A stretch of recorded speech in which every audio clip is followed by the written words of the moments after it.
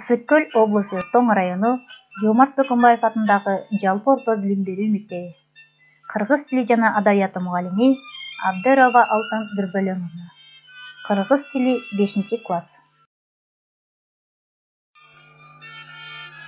Саламатсыңарбы, сүйүктүү менин окуучуларым.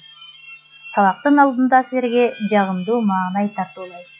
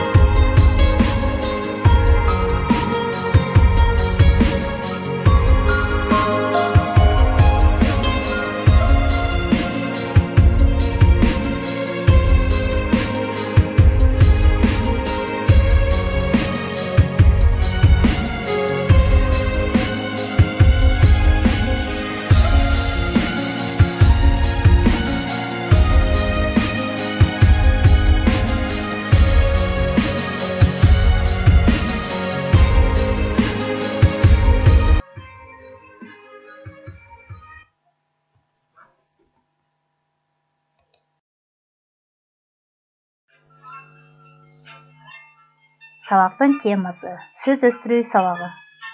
Сөз өстүрүү сабагында Кыргызстандагы жаныбарлар жөнүндө сөз кылабыз. Сабактын максаты: Кыргызстандын жаныбарлары жөнүндө кеңири түшүнүк аласыңар, дүйнө таанымыңар кеңейип, сөз байлыгыңар өсөт. Жаратылышты, жан-жаныбарларды сүйүүгө, коргоого тарбияланасыңар. Өзүң-өзү баалоо, бардык тапшырмаларды жигердүүлүк менен аткарып, эң жакшы баага татыктуу болосуңар деп ишенем.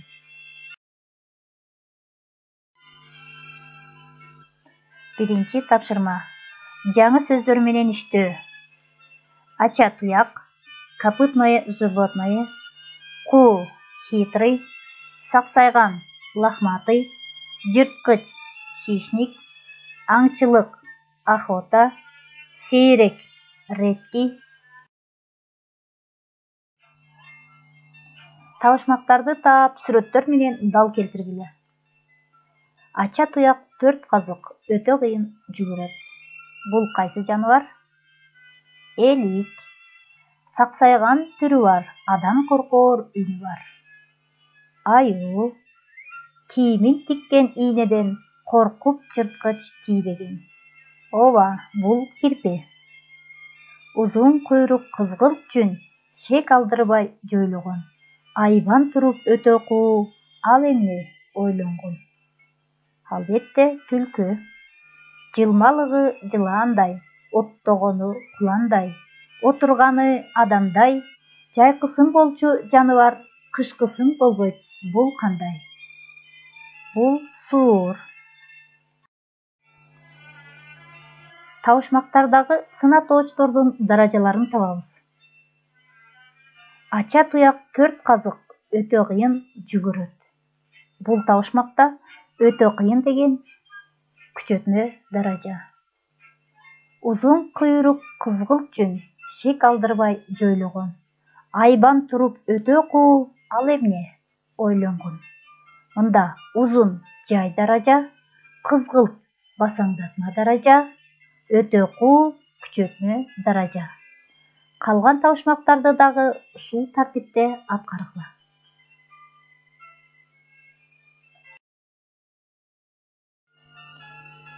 Экинчи тапшырма: Кыргызстанда кандай жаныбарлар бар? Алар жөнүндө эмнелерди билесиңер? Кыргызстандагы жаныбарлардын аталыштарын жазгыла.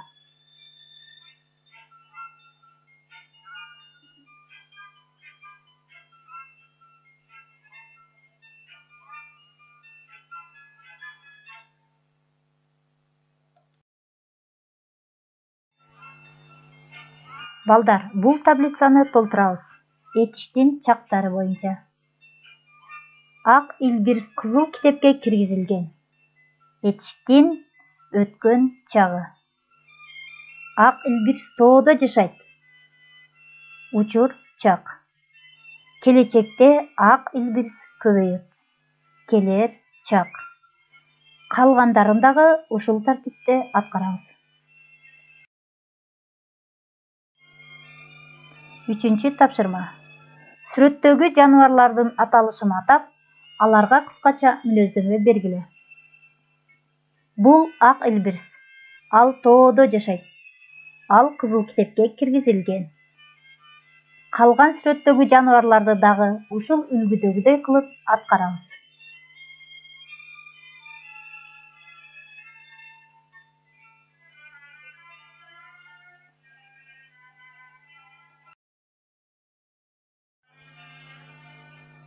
Төртүнчү тапшырма. Кызыл китеп жөнүндө эмне билесиңер? Силер атаган жаныбарлардын кайсынысы кызыл китепке киргизилген?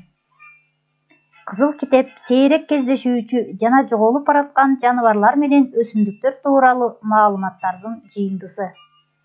Кыргызстандын кызыл китебине жаныбарлардын, өсүмдүктөрдүн 210дон ашык түрү киргизилген. Алар мамлекеттин өзгөчө коргоосунда турат.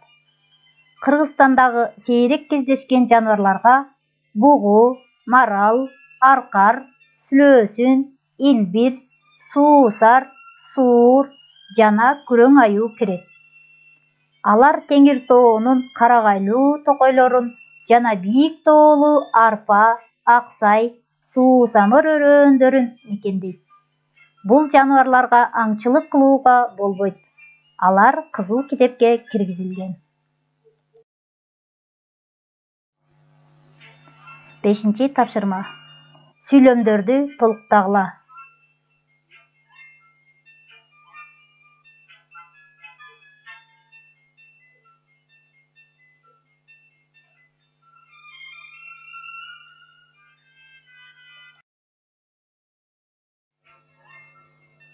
Үй тапшырма. Жаратылыш жан досум деген темада текст түзүп, тартып, менин WhatsApp номериме жөнөтсөңөр, мен абдан кубанычта болом.